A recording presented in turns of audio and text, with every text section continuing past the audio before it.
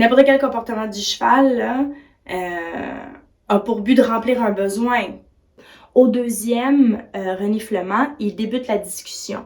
Un cheval va demander à l'autre « copie-moi, suis mes mouvements ». Quand les chevaux dans le troupeau se poussent les uns les autres puis qu'il y a un contact physique, c'est une expression de stress qui indique un manque de sécurité, là. Il va commencer à rediriger son stress vers un comportement.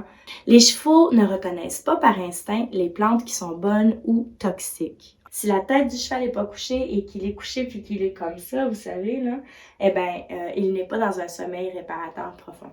Les liens se font entre chaque cheval et les chevaux se mesurent entre eux, un à un.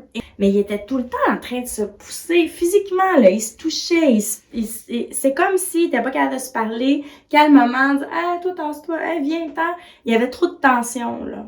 Fait que quand on regarde les sens, les besoins, puis la hiérarchie, puis qu'on comprend tout ça, on est capable d'identifier aussi des comportements de stress, subtilité dans ce langage-là, OK? Ce qu'on souhaite, nous, c'est que le cheval qui devient la référence pour les autres, là, domine parce qu'il est compétent et non pas parce qu'il est agressif. Même des moments où est-ce qu'on va voir un cheval tomber de sommeil, là, c'est assez commun, là, c'est-à-dire l'instinct très, très, très, très puissant et très fort de l'étalon de se reproduire.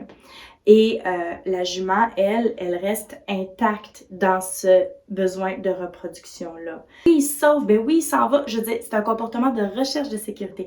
Et donc, la sécurité, c'est quoi? C'est la détente. C'est retourner dans le calme, revenir à zéro.